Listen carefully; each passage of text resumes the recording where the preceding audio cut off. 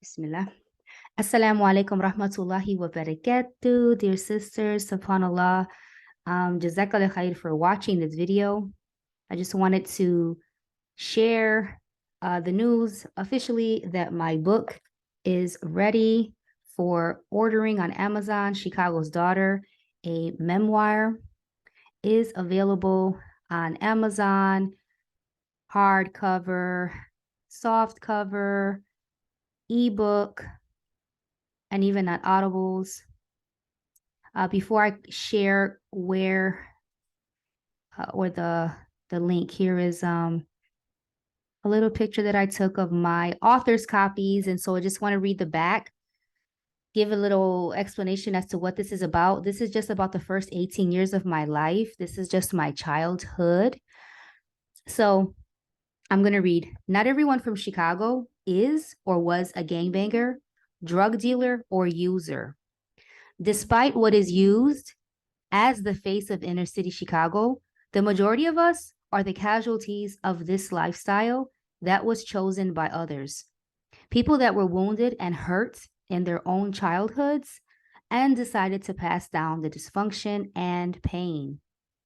After decades of sifting through the chaos I inherited as a casualty, I decided to give some things back, some things that belong to others, so that I can work on only what belongs to me. This is my story. These are my experiences and reflections about growing up in the foster care system during the 1980s to 90s, after losing a brother. With a father in prison and a negligent mother, I wanted to know how and why my siblings and I got to where we were, separated and in the system for over a decade. I wanted to know what was going on in my family that so many were involved in gangs, drugs, and violence. Becoming a victim to murder was too common, and prison was a norm, even for minors. With my DCFS, Illinois Department of Children and Family Services file, along with included reports from family members, counselors, and psychiatrists from that time, I was able to gain more insight to what I had really experienced. I was a daughter of the system. I was taken from my grandparents at 6 years old, with no one in my family thinking of me until I was 10. Even after coming into the family, I was reminded that I didn't belong. I was a ward of the state. I was Chicago's daughter. And so, subhanAllah, in 2007, after becoming a single mother, high school dropout, failed the 7th grade, I failed the 8th grade too. I just went to summer school. I was tired of being sick and tired. I had hit rock bottom. I had started my spiritual journey. I was at that time going to church, and I started to realize that my past was really, even like things that I didn't know, it was keeping me from moving forward. And I just want to read a little bit of my intro, and then I'll, inshallah, leave the rest to you to, inshallah, if you want to further know or get into my story, check out the book. So I'll just read the first page. Why tell my story? They say that the past is the past, that it is a waste of time to go back. There is nothing that can be changed. I've learned that this is only true if the past is indeed in the past and not in the present. I grew up in the foster care system in the late 1980s to early 1990s in Chicago after my brother Tino, who was 1, died.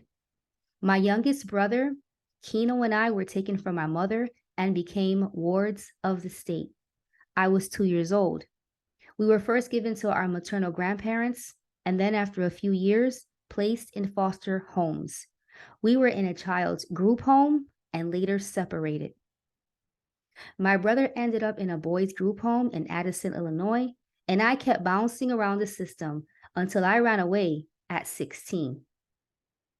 My father was always in the picture. I don't know why he wasn't given custody of us. We saw him a few times after being placed in foster care. He tried to get us out. He ended up in prison for 15 years. So I'm going to stop it there. So As I mentioned, I ran away at 16 years old, but not to be with no guy. I ran away to be with my mother, to be with my mother. And I also spent 15 years waiting for my father and believing that when he came out, all my problems would be solved. I was taught that my life began and ended with my parents. That because my parents weren't there, I didn't have what I needed, and that I won't have what I need unless or until my parents gave it to me. And so that is kind of what had me all messed up. By the time my father came out of jail, I was 22 with 2 kids. I was too old for him to be there for me in that type of way. Although he was always in my life through letters and visits, and we even moved. My grandparents, we even moved to the city where he was incarcerated to see him every single day. So, subhanallah, I just wanted to share the story because unfortunately, it is common. It is common in the other way, in the sense of when you hear Chicago, when you hear inner city, you think everybody, athletes and like not athletes, that the only way out or the only road to success, this is what the dunya is telling children, is through entertainment or through sports. They're not talking about Allah subhanahu wa ta'ala. They're not talking about spirituality. They're not talking about using your brains. They're not talking about thinking. Not when it comes to the inner city, especially Black and brown children. So, subhanAllah, I just wanted to share that. And okay, and here is where I already posted the links. But we have, here it goes, the Chicago's Daughter. It's the ebook, hardcover, paperback. These are the lowest prices that I can put. And if you guys know anything about authors, you're only going to make a few dollars out of every book. So the majority of this money is going to Amazon. Please don't think this is all going to me. They are the publishing house. So even though I own all the rights, this is not all going to me at all. And then I'm also on Audibles, where I am the narrator. This is like a 4 hours and 41-minute listen. And yeah, so once again, I just humbly ask for your support. And I also ask for, inshallah ta'ala, if you enjoyed the book, that you rate it and that you leave a review.